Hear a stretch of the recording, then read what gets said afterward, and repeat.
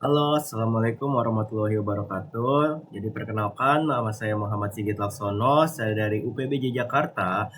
Jadi pada video kali ini saya akan mengerjakan tugas kedua dari mata kuliah pemrograman berbasis perangkat bergerak. Dan pada tugas dua kali ini saya diminta untuk membuat sebuah aplikasi menampilkan data cuaca ya dari API online. Ini ada alamatnya. API ini akan menampilkan data cuaca dari di Jakarta. Nah, yang harus saya buat adalah itu tampil aplikasi sederhana dengan ada tampilan data itu tentang waktunya dan temperaturnya. Nah, ya, kita akan demonstrasikan aplikasi ini pemantauan cuaca menggunakan Ionic View dan TypeScript. Oke, langsung saja kita ke demonstrasi dari si aplikasinya. Oke, kita masuk ke tutorial aplikasinya. Jadi pertama, saya buka dulu file.service-nya ini ya. Oke, di file.service ini saya buat satu kelas yang namanya endpoint access. Nah, fungsinya ini sebagai service yang bisa dipakai. Jadi kalau dipakai ulang ya. Jadi kalau mau ambil data dari API manapun gitu kan, tinggal pakai kelas ini.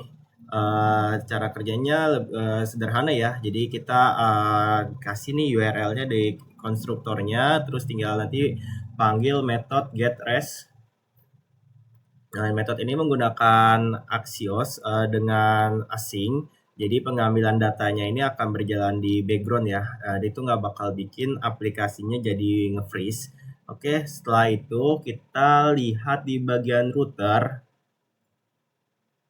Nah, di bagian router ini ya perlu diperhatikan ini adalah kalau misalnya ini kan router root defaultnya ya. Nah, ini root defaultnya itu di root ya. Nah, jadi kalau user buka aplikasi tanpa path manapun gitu kan, jadi misal langsung ngebuka aplikasinya, dia akan langsung di redirect ke halaman home. Nah, ini akan redirect ke halaman home. Kenapa? Supaya user masuk ke halaman yang benar nggak error.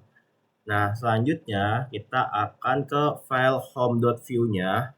Nah, ini halaman utamanya di home view. Jadi di halaman ini kita pakai di home view-nya kita pakai Ionic ya.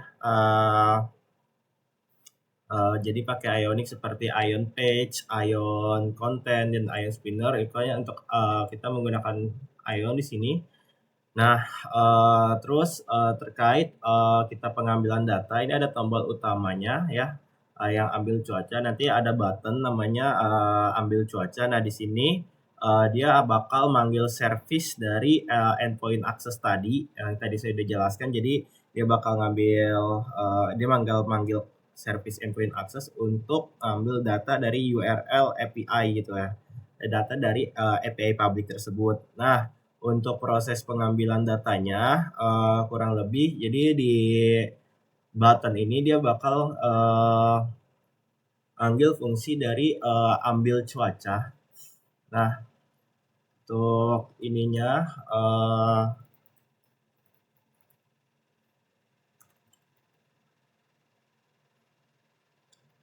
dia akan ngambil data itu aku. Nah,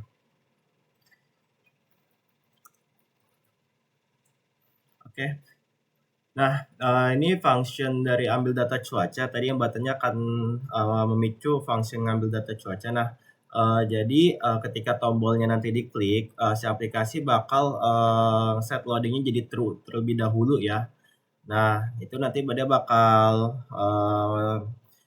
membuat sebuah objek baru dari yang tadi ya endpoint access itu. Terus dia mengambil data cuacanya itu si endpoint access-nya ini dari URL ini nih. Nah, jadi setelah itu si service-nya ini akan ngambil data, terus dapat respon JSON, terus data, waktu, dan suhunya diambil secara per jam ya, hourly, biar lebih mudah ya, lebih rapi. Terus saya hanya mengambil 10 data pertama. Nah, setelah itu kita akan menampilkannya di secara di ininya ya, front end-nya ya, jadi supaya bisa dilihat. Nah, kurang lebih seperti itu.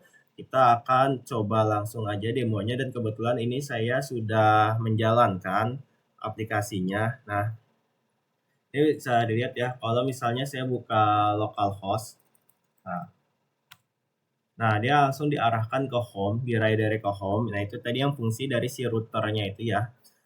Nah, jadi ketika saya mengklik ambil data cuaca di sini, nah si tadi yang sudah dijelaskan yang ini ada di home.view-nya, jadi dia akan men-trigger function dari endpoint service. Nah, dia akan mulai mengambil nih data dari Open Meteor API.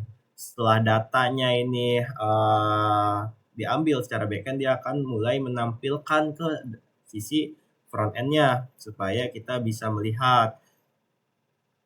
Nah, ini tabel-tabelnya. Jadi untuk yang cuacanya di atas 30 dia aku buat jadi ininya buttonnya merah. Kalau misalnya di bawah 30 dia kuning gitu kan.